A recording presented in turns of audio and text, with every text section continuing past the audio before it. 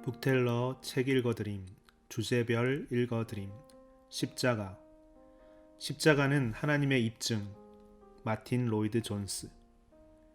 이 예수를 하나님이 그의 피로 인하여 믿음으로 말미암는 화목제물로 세우셨으니 이는 하나님께서 길이 참으시는 중에 전에 지은 죄를 간과하심으로 자기의 의로우심을 나타내려 하심이니 곧 이때에 자기의 의로우심을 나타내사 자기도 의로우시며 또한 예수 믿는 자를 의롭다 하려 하심이니라. 로마서 3장 25, 26절. 이 말씀의 주의를 기울여 보라. 성경 전체에서도 이 두 구절의 말씀은 특히 중요하다. 여기서 우리는 기독교의 핵심인 속죄에 대한 서술을 보게 된다. 누군가는 일찍이 이 구절을 기독교 신앙의 성체로 묘사한 바 있다. 어찌되었건 이 두 구절의 말씀은 인간이 생각할 수 있는 가장 중요한 말씀이라고 볼 수 있다. 교회는 역사적으로 이 말씀을 통해 성령이신 하나님께서 많은 영혼을 어둠에서 빛으로 인도했고 또 많은 불쌍한 죄인에게 구원의 지식과 확신을 주셨다고 확신하고 있다. 이 구절과 관련이 있는 역사상 인물의 유명한 예화를 한번 보자. 시인인 윌리엄 쿠퍼는 깊은 가책으로 영혼의 고뇌를 느끼고 있었다. 마음의 평정을 찾을 수 없었던 그는 극도의 절망을 느끼며 어찌할 바를 몰라 안절부절하고 있었다. 거의 자포자기 상태에서 방을 거닐고 있을 때 갑자기 창문을 통해 들어온 세찬 바람 때문에 그는 떠밀리다시피 의자에 주저앉게 되었다. 그런데 거기에 바로 성경 한 권이 놓여 있었다. 그는 성경을 들고 손에 잡히는 대로 펼쳤다. 우연히 펼쳐 읽기 시작하다 눈이 멈춘 곳이 바로 이 구절, 로마서 3장 25절 말씀이었다. 그때의 상황을 자신이 직접 묘사한 글이 있다. 내 눈이 멎은 구절은 로마서 3장 25절 말씀이었다. 그 구절을 읽으면서 나는 내 속에 믿음의 힘이 생기는 것을 느꼈다. 의로운 태양빛이 충만하게 비치어 왔고 그리스도께서 내 죄를 용서하셨다는 것과 나를 온전히 의롭다 하기 위해 이루신 완전한 속죄를 깊이 맛보았다.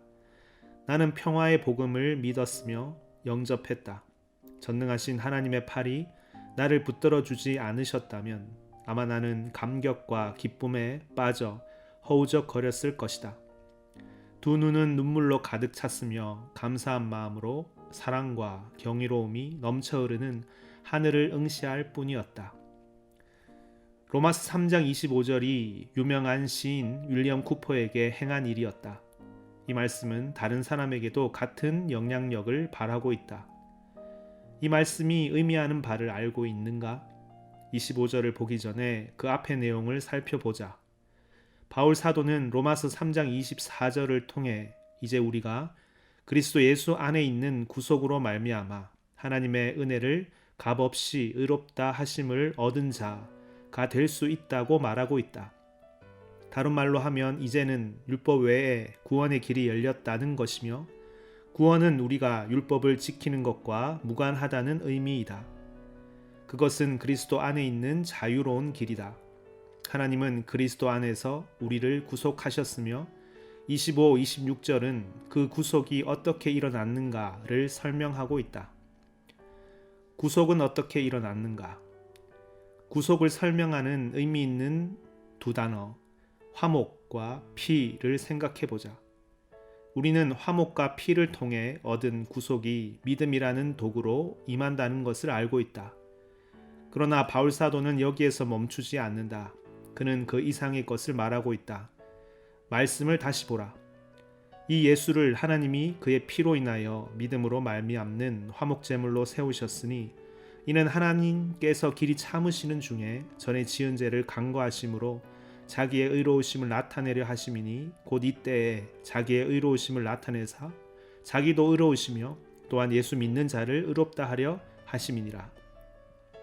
바울 사도는 24절에서 멈추지 않고 왜 계속 말을 잇고 있는가? 25, 26절이 의미하는 것은 무엇인가? 그 해답을 발견하기 위해서 다음의 용어를 한 번 더 생각해 보아야 한다. 우선 세우셨다는 말을 보자. 그것은 명백히 하다, 분명하게 하다를 의미한다. 이 말에서 관심을 끄는 무엇인가를 느낄 수 있는가? 이 말은 바로 다음의 사실을 의미한다. 첫째, 갈보리에서 주 예수 그리스도가 십자가 위에서 죽으신 것은 우연한 사건이 아니었다는 것이다. 그것은 하나님의 일이었다. 거기에 예수를 세우신 분은 하나님이셨다. 사람들이 십자가를 감상적으로 다루며 그는 세상에서 정말 선하셨어. 정말 거룩하셨지. 그의 가르침은 너무나도 훌륭했어. 나쁜 사람들이 그를 십자가에 못 박았어. 라고 말할 때 하나님의 영광은 얼마나 쉽게 그 의미가 희석되고 마는가? 그런 감상적인 태도는 예수께서 그의 죽으심 때문에 슬퍼하기 시작했던 예루살렘의 딸들을 향해 나를 위하여 울지 말고 너희 자신들을 위하여 울라고 말씀하셨던 것을 잊어버리는 것이다. 십자가를 보면서 그저 주 예수 그리스도의 죽으심을 애도하는 것으로 그친다면 그것은 우리가 십자가를 올바르게 이해하지 못하고 있음을 의미한다. 예수를 십자가에 세우신 분은 하나님이시다. 십자가는 우연한 사건이 아니라 깊은 경륜 속에서 이루어진 것이다. 사도 베드로는 오순절에 설교할 때 그 모든 일이 하나님의 정하신 뜻과 미리 아신 대로 일어났다고 말했다. 하나님께서 예수님을 세우셨다. 둘째, 세우셨다는 이 단어는 행동의 공개적인 성격을 강조한다. 이 일은 공개적으로 행한 하나님의 위대한 행위이다. 하나님은 그분의 행동이 외적으로 드러나도록 또 다른 사람들이 그 행동의 의미를 고찰할 수 있도록 단번에 그리고 영원히 기록될 수 있도록 세계 역사의 무대에서 공개적으로 그 일을 행하셨던 것이다. 하나님은 공개적으로 예수를 그의 피로 인하여 믿음으로 말미암는 화목 제물로 세우셨다. 이제 세우셨다는 이 단어의 의미를 깨달았다면 다음과 같은 극히 중요한 질문을 제기하게 될 것이다. 하나님은 왜 예수를 화목 제물로 세우셨는가? 하나님이 이를 행하도록 할 마음이 생기도록 한 동기는 무엇이며 하나님으로 하여금 그것을 행하시도록 결심하게 한 것은 무엇인가? 가장 좋은 답은 바울이 사용한 단어를 하나하나 살펴보는 가운데 그 말의 의미를 확실히 이해하는 것에서 얻을 수 있을 것이다. 그때 우리는 그 단어들을 전체적으로 볼 수 있고 바울 사도가 이 구절을 덧붙인 이유를 정확히 이해할 수 있을 것이다. 첫 번째 단어는 나타내다이다. 이는 그의 의로우심을 나타내다라는 의미이다. 이것은 보이다, 명백하게 하다, 분명한 증거를 제시하다, 증명하다를 의미한다. 바울 사도는 하나님이 우리를 구속하기 위해서 그리스도를 속죄의 제물로 사용했다고 말한다. 그렇다. 그러나 그것에 더해 하나님께서는 여기서 무엇을 나타내고 있다. 하나님은 무엇을 보이고 있으며 무엇을 명백하게 하고 있으며 무엇에 대한 분명한 증거를 제시하고 있다. 그러면 그것이 바로 무엇인가? 바로 그의 의로우심이다. 21절 이하에서 보아온 이 단어 의로우심의 표현을 주의 깊게 보아야 하겠다. 유감스럽게도 동일한 용어가 두 가지의 다른 의미를 포함하며 사용되고 있다. 지금까지 우리는 의로움이란 이 용어는 의의 길을 의미한다고 파악해왔다. 21절로 돌아가 보자. 이제는 율법 외에 하나님의 한 의가 나타났다고 바울은 말한다. 다른 말로 하면 사람을 의롭게 만드는 하나님의 길, 사람들에게 의를 주시는 하나님의 길이다. 그러나 여기서는 의의 길을 의미하는 것이 아니다. 여기서 바울은 하나님이 그의 의를 나타내심을 통해서 무엇을 행하셨다고 말한다. 그것은 하나님이 우리에게 주신 의가 아니라 오히려 하나님 자신의 영광스러운 속성들 중에 하나이다. 즉 하나님의 공평을 의미한다. 이것은 하나님의 공평한 의를 의미한다. 그것은 하나님의 본질적이며 도덕적이고 거룩한 그리고 공평하고 의로운 성품을 의미한다. 바울은 다음 절 26절에서 다시 말한다. 자기도 의로우시며 또한 예수 믿는 자를 의롭다 하려 하심이니라. 바로 자기도 의로우시며 라고 말이다. 십자가에서 하나님은 자기의 의로우심, 자기의 의로운 성품, 자기의 고유하고 본질적인 의로움과 공평함을 나타내고 있다. 두 번째 단어는 의로이다. 전에 지은 죄를 간과하심으로 자기의 의로우심을 나타내려 하심이니, 의로는 무엇에 대하여 무엇 때문에를 의미한다. 하나님은 전에 지은 죄를 용서하셨기 때문에 그의 의를 나타내고 있다. 세 번째 단어는 용서하심, 한글 성경은 간과하심이란 단어이다. 유감스럽게도 흠정역은 이 점에서 잘못을 범하고 있다. 흠정역이 표준 개정역을 포함하여 개정역보다 실제 열등한 경우가 바로 이런 경우이다. 흠정역에서 용서하심이란 단어를 찾으면 아마도 여러 번 발견하게 될 것이다. 그러나 헬라어에서 사용된 실제 단어를 찾아보게 된다면 바울 사도가 여기서 사용한 용서하심으로 번역된 이 단어는 신약 성경 전체에서 오직 이곳에만 사용되었다는 것을 알게 될 것이다. 바울 사도는 이 표현을 다른 곳에서는 한 번도 사용하지 않았으며 다른 이들도 이 말은 전혀 사용하지 않았다. 용서하심이라고 번역된 또 다른 단어가 있는데 이는 여러 가지 형태로 신약 성경에서 17번이나 찾을 수 있다. 그러나 여기서 보고 있는 이 단어는 유일하게 이곳에서 한 번 사용되었으며 실제로 용서하심을 의미하지도 않는다. 그것의 올바른 의미는 간과하심이다. 간과하심이란 무엇인가? 죄를 간과하는 것은 죄를 용서하는 것과는 별개의 것이다. 간과라는 말은 로마의 법률에서 사용되었던 단어이다. 로마 법에서 이 단어는 어떤 사람이 유언을 했는데 그의 유언에서 당연히 언급되어야 할 누군가를 그냥 지나쳐버린 경우에 사용되었다. 유언을 하고 있는 한 사람을 상상해 보라. 그는 많은 친구들에게 자신의 것을 주겠다고 얘기하고 있다. 그런데 한 친구의 이름은 거론하지 않는다. 그것이 바로 간과하심이다. 유언에서 그 친구를 제외시킨 것이다. 그 친구를 고려하지 않았다. 그것은 넘어간다는 의미로 해석할 수도 있다. 그는 모든 친구들과 친척들에게 무엇인가를 남겨주었지만 유독 한 친구만은 그냥 넘어갔다. 그것이 간과하심이다. 여기서 사용된 단어가 바로 그 넘어간다, 빠뜨리다, 무시하다, 주목하지 않고 통과하는 것을 허용하다, 의도적으로 빠뜨리다의 의미를 지닌 간과하심이란 단어이다.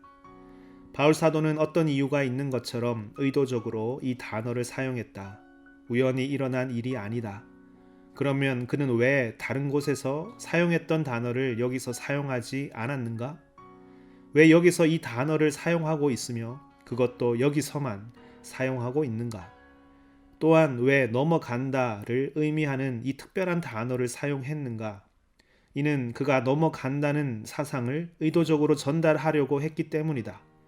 그러므로 전에 지은 죄를 용서하심으로 라고 번역하는 대신에 전에 지은 죄를 넘어가심으로, 전에 지은 죄를 간과하심으로 라고 해야 한다. 용서하심과 간과하심의 차이는 용서하는 것과 벌하지 않는 것의 차이이다. 쓸데없는 불필요한 구별이라고 말하는 이도 있겠지만 그렇지 않다. 물론 결론적으로 나타나는 것은 같다. 만일 내가 어떤 사람을 벌하지 않는다면 어떤 면에서 나는 그를 용서한 것이다. 그러나 분명히 차이가 있다. 뒤집어 생각해보자. 만일 내가 그를 용서했다면 나는 확실히 그를 벌하지 않을 것이다. 용서하는 것은 벌하지 않는 것 이상을 의미한다. 그래서 간과하심, 넘어감이라는 이 용어는 용서하심에는 미치지 못한다. 또한 이것이 흠정역에서 이 단어를 용서하심이라고 번역한 것이 유감스러운 이유이다. 정확한 의미는 전에 지은 죄를 넘어가셨다 혹은 간과하셨다이다. 네 번째 단어는 전에 지은이란 구절이다. 전에 지은 죄를 넘어가심으로 라고 했다. 흠정역에 따르면 바울 사도가 말하는 것은 과거의 죄, 나의 과거의 죄, 당신의 과거의 죄, 즉 지나간 죄를 넘어가는 것이라는 결론에 도달하게 된다. 그러나 바울 사도가 말한 의미는 다르다. 그가 의미했던 바를 제대로 번역한다면 이전에 범한 죄들이 맞을 것이다. 그는 한정된 시간에 대해 언급하고 있다. 그 다음 절에서 이때와 대조시키는 것이 바로 그 시간이다. 먼저 그때가 있었고 다음에는 이때가 있다.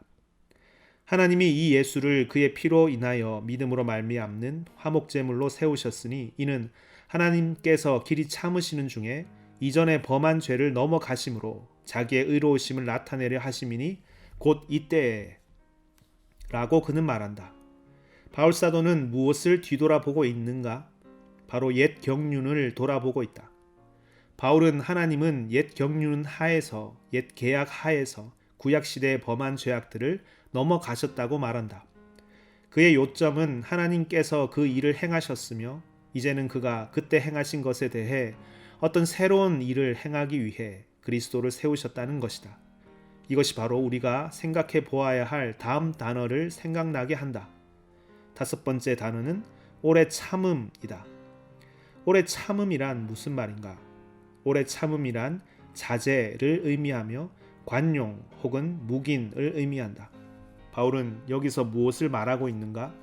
하나님은 자제하심을 통해 이전에 범한 죄를 넘어가심으로 그의 의를 나타내시기 위하여 예수를 그의 피로 인하여 믿음으로 말미암는 화목제물로 세우셨다. 이것은 무엇을 의미하는가? 바울 사도가 말하고 있는 것은 하나님이 갈보리에서 행하신 이 공공연한 행위가 구약 경륜 하에서의 행위와 관계가 있다는 것이다. 그때 하나님은 그의 자제하심과 용서하심 안에서 그 시대 사람들의 죄악을 넘어가셨고 간과하셨으며 지나가셨다. 예수를 화목제물로 세웠다는 것은 무엇을 의미하는가? 우리는 신약 성경의 다른 두 곳에서 같은 부류의 진술을 살펴봄으로써 아주 흥미로운 방식으로 이 질문에 답할 수 있다. 바울 사도가 아테네에 있는 스토아와 에피쿠로스 그리고 다른 회중에게 어떻게 설교했는지를 기억하는가? 그 내용은 사도행전 17장 30절부터 시작한다. 바울 사도는 설교를 마치면서 알지 못하던 시대에는 하나님이 허물치 아니하셨거니와 이제는 어디든지 사람을 다 명하사 회개하라 하셨으니 하고 말한다. 그가 어떻게 그의 설교를 마치고 있는지 주목하여 보라. 그는 하나님은 이 모든 세대와 세기를 통하여 자기를 증거하지 않는 것이 없다고 말한다. 하나님은 사람들로 하여금 주님을 찾도록 하기 위해 표적들을 남겨 놓으셨다. 이는 사람으로 하나님을 혹 더듬어 찾아 발견케 하려 하심이로되 그는 우리 각 사람에게서 멀리 떠나 계시지 아니하도다. 우리가 그를 힘입어 살며 기동하며 있느니라. 너희 시인 중에도 어떤 사람들의 말과 같이 우리가 그의 소생이라 하니 이와 같이 그 신의 소생이 되었은즉 신을 금이나 은이나 돌에다 사람의 기술과 고안으로 새긴 것들과 같이 여길 것이 아니니라. 알지 못하던 시대에는 하나님이 허물치 아니하셨거니와 이제는 어디든지 사람을 다 명하사 회개하라 하셨으니 이는 정하신 사람으로 하여금 천하를 공의로 심판할 날을 작정하시고 이에 저를 죽은 자 가운데서 다시 살리신 것으로 모든 사람에게 믿을 만한 증거를 주셨음이니라. 사도행전 17장. 다른 구절은 히브리서 9장 15절이다. 이를 인하여 그는 새 언약의 중보니 이는 첫 언약 때의 범한 죄를 속하려고 주구사 부르심을 입은 자로 하여금 영원한 기업의 약속을 얻게 하려 하심이니라. 히브리서 9장 15절은 바울 사도가 로마서 3장 25, 26절에서 말하고 있는 것과 같은 것을 말하고 있다. 로마서의 말씀에 관한 참된 주석을 히브리서의 진술에서 발견할 수 있는 것이다. 히브리서의 저자는 독자들이 옛 언약과 그 옛 언약 하에서 그들이 하나님께 드렸던 희생과 제물들에 관해 알기를 원하고 있다. 제물은 마음이 청결해야 하고 청결한 것만 보아야 했다. 그렇지 않으면 죄를 속하지 않은 것이다. 그 정결한 제물만이 육체를 정결케 하는 일에 유용하게 사용되었다. 염소와 황소의 피와 및 암송아지의 재로 부정한 자에게 뿌려 그 육체를 정결케 하여 거룩해 하거든. 히브리서 9장 13절. 그러나 그 제물을 통해 그 이상을 할 수는 없었다. 제물이 양심을 다룰 수는 없다. 그것은 어려운 일이다. 그렇지만 가장 핵심적인 문제는 역시 양심에 관한 것이다.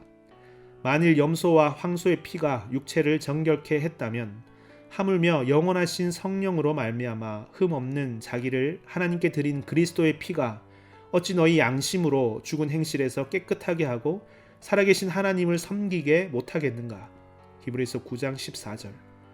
지금까지 드린 예물과 제사는 섬기는 자의 양심을 온전케 할 수는 없었다. 이런 것은 먹고 마시는 것과 여러 가지 씻는 것과 함께 육체의 예법만 되어 개혁할 때까지 맡겨둔 것이니라. 그리스도께서 장래 좋은 일에 대제사장으로 오사. 히브리서 9장 10절 11절. 히브리서 기자가 여기서 말하고 있는 것은 옛 언약 하에서, 옛 경륜 하에서는 근본적인 의미에서 죄를 처리하는 데 대한 규정이 없었다는 것이다. 말하자면 그것은 단순히 죄를 모른 채 하고 지나가는, 당분간 죄를 덮어두는 수단이었다. 그런 옛 제물들과 제사는 육체의 정결을 주었고 의식의 청결을 부여했으며 사람들로 하여금 하나님께 기도하기 위해 나아갈 수 있게 했다. 그러나 옛 언약 하에서는 실질적으로 죄를 처리할 수 있는 어떤 희생도 없었다. 옛 언약 하에서 행해진 일들은 그저 장차 올 희망을 가리키는 것이었으며 장차 올 그 희생은 실제로 죄를 처리할 수 있고 또한 죽은 행실로부터 양심을 깨끗하게 할 수 있으며 진실로 사람을 하나님과 화목하게 할 수 있다. 이렇게 풀이하면 어떤 이들은 그러면 구약시대의 성도들은 용서함을 받지 못했다는 것인가? 라고 물을 것이다. 물론 그렇지는 않다. 그들은 분명히 용서를 받았으며 그들은 그 용서함을 받음으로 인하여 하나님께 감사드렸다. 누가 다윗과 아브라함과 이삭과 야곱 같은 사람들이 용서를 받지 못했다고 말할 수 있겠는가? 그들은 물론 용서받았지만 그때 드려진 제사들 때문에 용서받은 것은 아니다. 그리스도를 기대했기 때문에 용서받은 것이다. 그리스도를 본 것은 아니지만 그들은 그 교훈을 믿었으며 믿음으로 이 제물들을 드렸다. 믿음의 선조들은 하나님이 언젠가 그 어떤 희생물을 제공하려고 하시는 말씀을 믿었으며 그 믿음에 의지했다. 그들을 구원했던 것은 바로 그리스도께 대한 그들의 신앙이었다.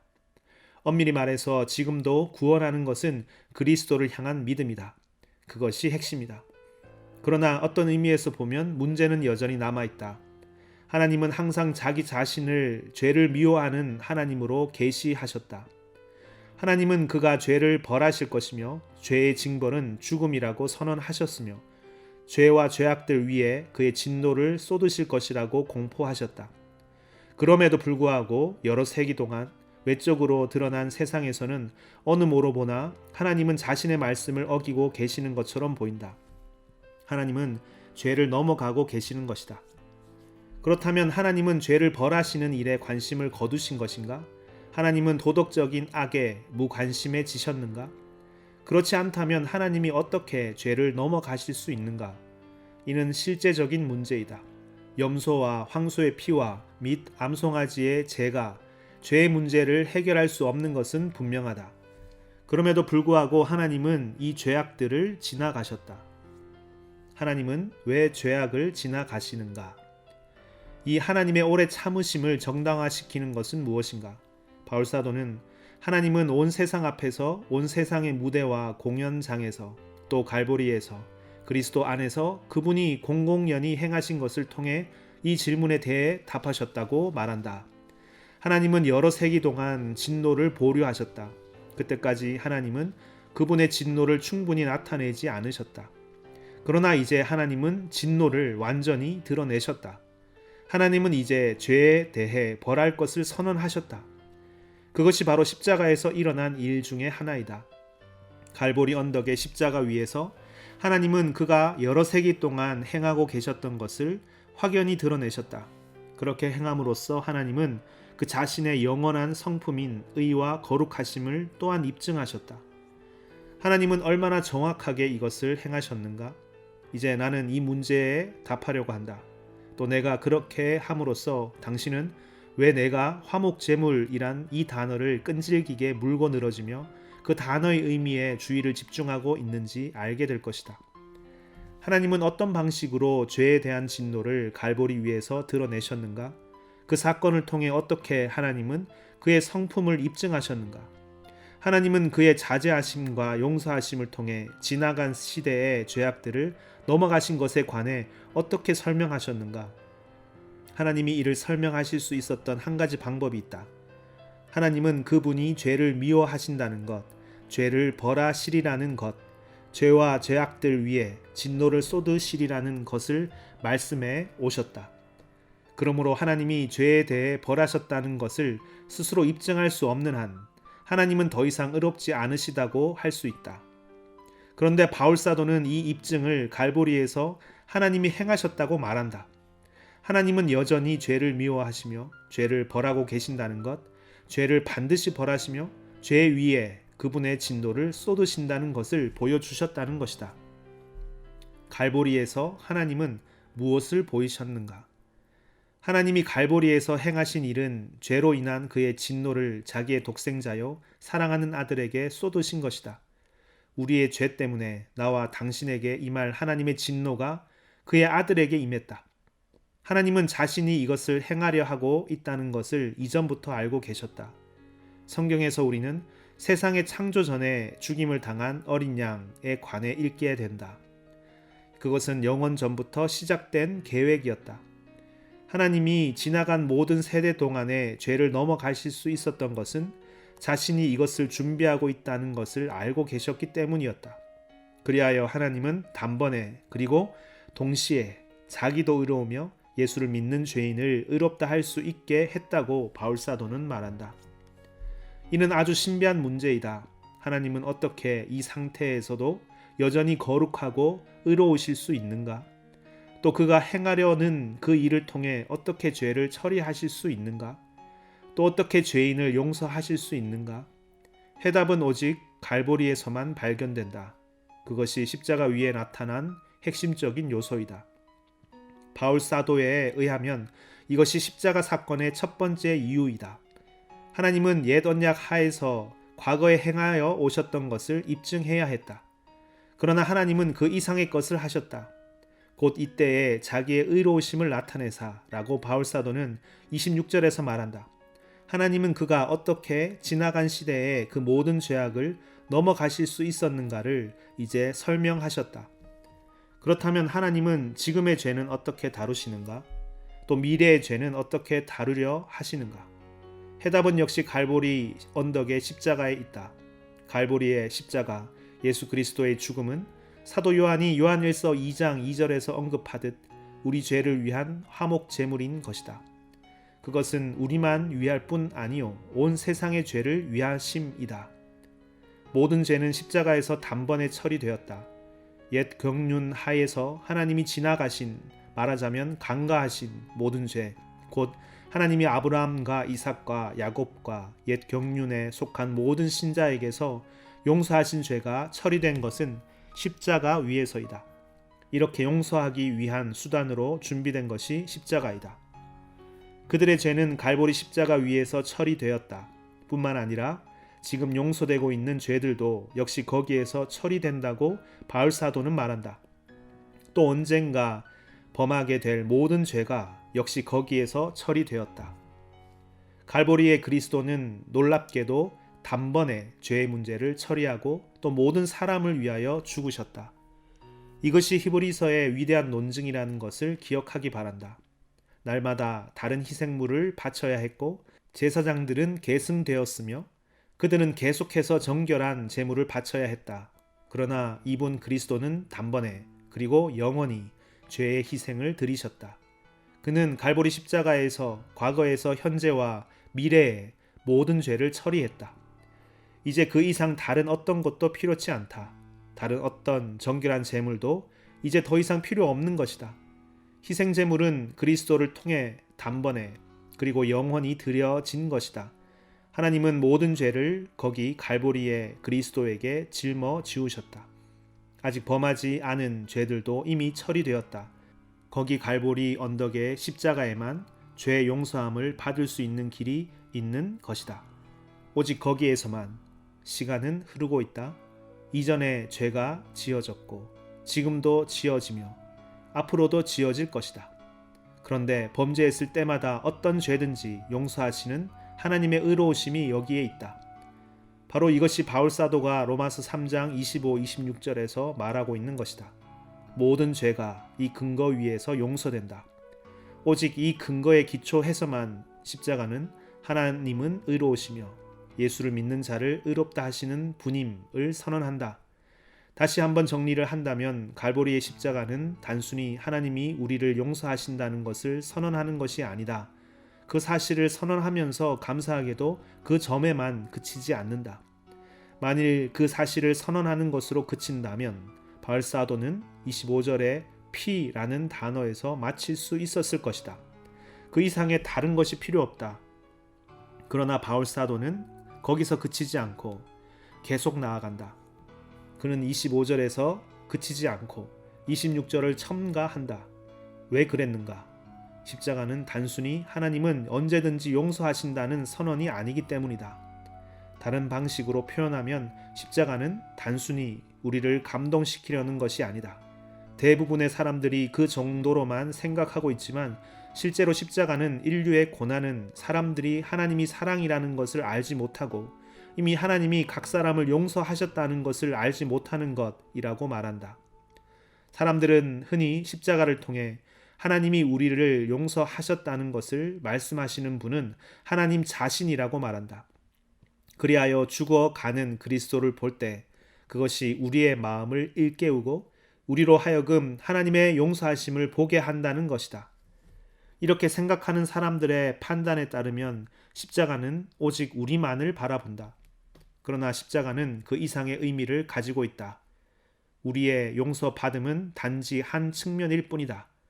더 중요한 것은 바로 하나님의 성품이다. 그래서 십자가는 용서를 가능하게 하는 하나님의 방식이라고 말한다. 하나님에게 있어서 용서는 쉬운 일이 아니다. 혹자의 오해를 막기 위해 내가 경외심을 갖고 말하고 있다는 점을 밝혀둔다. 하나님에게 있어서 용서는 왜 쉬운 일이 아닌가? 그것은 하나님은 사랑이실 뿐 아니라 공평하고 의로우며 거룩하시기 때문이다. 하나님은 빛이시며 그분에게는 어두움이 조금도 없으시다. 하나님은 사랑이신 만큼 의로우며 공평하시다. 이 속성들을 서로 대치시켜 설명하려는 것이 아니라 내가 말하고자 하는 것은 오직 하나님은 이 모든 성품을 함께 소유하신다는 것이며 이 중에 어떤 요소도 무시해서는 안 된다는 것을 말하려는 것이다. 그래서 십자가는 하나님은 용서하신다는 것을 우리에게 나타낼 뿐 아니라 용서를 가능케 하는 하나님의 방식이라고 말하는 것이다. 하나님은 어떻게 용서하시는가에 대한 우리의 질문에 십자가라는 답을 제시하는 것이다. 하나님은 어떻게 죄를 용서하실 수 있으며 어떻게 여전히 하나님의 정당성을 입증할 수 있는가? 십자가가 바로 하나님의 입증이다. 십자가는 하나님 성품의 입증이다. 십자가는 하나님의 사랑을 다른 어떤 것보다 더 영광스럽게 보여줄 뿐 아니라 하나님의 의로우심, 공평하심, 거룩하심, 그리고 그의 영원한 속성들의 모든 영광을 보여준다. 그것이 바로 십자가에서 함께 빛나고 있다. 하나님의 다양한 속성을 모두 보지 못하고 있다면 십자가가 의미하는 것을 정확히 보지 못하고 있는 것이다. 이것이 이미 설명한 바 있는 소위 속죄의 도덕적 영향의 이론. 십자가가 할 수 있는 것은 우리의 마음을 일깨워 우리로 하나님의 사랑을 보게 하는 것이라는 이론을 거부해야 하는 이유이다. 바울 사도는 하나님은 전에 지은 죄를 간과하심으로 자기의 의로우심을 나타내고 있다고 말한다. 만일 십자가가 단순히 하나님의 사랑의 표현이라면 왜 이렇게 말하겠는가? 단지 사랑의 표현만을 말하는 것이 아니기 때문이다. 십자가는 하나님의 사랑 그 이상의 것이라고 바울 사도는 말한다. 만일 십자가가 단순히 하나님의 용서만을 선포한다면 우리는 하나님의 말씀을 의지할 수 있을지 없을지 또 하나님은 의로우시며 공평하신지 아닌지를 질문하게 될 것이다. 하나님은 구약 성경에서 죄를 미워하시며 죄를 벌하시리라는 것과 죄의 삭은 사망이라는 것을 반복해서 말씀하셨기 때문에 이런 질문은 당연한 일이다. 이는 하나님의 성품과 관련된 문제이다. 하나님은 사람과 같지 않으시다. 우리는 사람들이 어떤 사실을 말하더라도 그 후에 다르게 행동하면 훌륭하다고 생각할 때가 있다. 예를 들어 어떤 부모가 자녀에게 만일 내가 이것을 하면 사탕 살 돈을 주지 않겠다고 말했다고 하자. 그러나 소년이 그 일을 저질렀다. 그때 아버지는 그를 용서하면서 그에게 사탕 살 돈을 준다. 우리는 그것이 사랑이며 참된 용서라고 생각한다. 그러나 하나님은 그처럼 행동하지 않으신다. 그분의 행동은 늘 일치하시며 결코 모순이 없다. 하나님은 빛들의 아버지이며 변함도 없으시고 회전하는 그림자도 없으시다. 이 모든 영광스러운 속성들이 하나님의 영원한 성품 안에서 보석처럼 빛나고 있다. 또 그 모든 속성은 명백히 드러나야 하며 십자가에서 그것이 모두 명확하게 드러났다. 하나님은 어떻게 의로우실 수 있으며 경건치 아니한 자를 의롭다 하실 수 있는가? 이에 대한 답은 하나님께서 그의 자신의 아들 안에서 경건치 않은 죄인들의 죄를 벌하셨다는 것으로 가능하다. 하나님은 그분의 진노를 아들 위에 쏟으셨다. 그분의 아들이 우리가 받아야 할 징벌을 받으신 것이다. 그가 채찍에 맞음으로 우리가 나음을 입었도다. 이사야 53장. 하나님은 그가 행해야 하리라고 말씀하셨던 것을 행하셨다. 하나님은 죄를 벌하셨다. 하나님은 구약성경 전체에 걸쳐 이를 선포하셨고 행하리라 말씀하셨던 것을 행하셨다. 하나님은 그가 의로우심을 보여주셨고 그 의로우심을 공개적으로 선언하셨다. 하나님은 의로우시며 의롭다 하실 수 있다. 왜냐하면 우리 대신에 다른 일을 벌하셨기 때문이다. 하나님은 우리를 값없이 용서하실 수 있고 또 그렇게 하셨다. 그것이 24절의 메시지이다. 그리스도 예수 안에 있는 구속으로 말미암아 하나님의 은혜로 값없이 의롭다 하심을 얻은 자 되었느니라. 이 예수를 하나님이 그의 피로 인하여 믿음으로 말미암는 화목제물로 세우셨으니 그리하여 하나님은 자제하며 이미 저질러진 죄들을 간과하면서 의로움을 선언하신다. 죄를 용서하는 의로우심을 하나님은 그때에 그리고 지금 또 영원히 나타내려 하셨다. 하나님은 한 번에 그러면서도 영원히 그의 의를 나타내려 하신 것이다. 그리하여 하나님은 스스로 의로우심을 드러내며 예수 믿는 자를 의롭다 하실 수 있다. 이 위대하고 영광스러운 구절의 의미가 바로 이것이다. 십자가에 대한 견해와 이해가 이제 내가 말한 것을 포함하고 있는지 확인해 보라. 하나님의 의로우심을 선언하는 것에 관한 이 진술로 생각이 전환되었는가? 그저 지나치며 그 의미를 어떻게 알겠어? 내가 아는 것은 하나님은 사랑이라는 것과 하나님은 용서하신다는 것이야 라고 말하는 것은 아닌가? 이 의미를 반드시 알아야 하며 이것이 영광스러운 복음의 핵심적인 요소이다.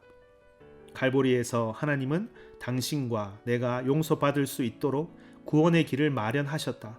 그러나 하나님은 그의 성품이 손상되지 않고 그의 확고부동한 원칙을 완벽하게 지키는 가운데 그렇게 행하셔야 했다.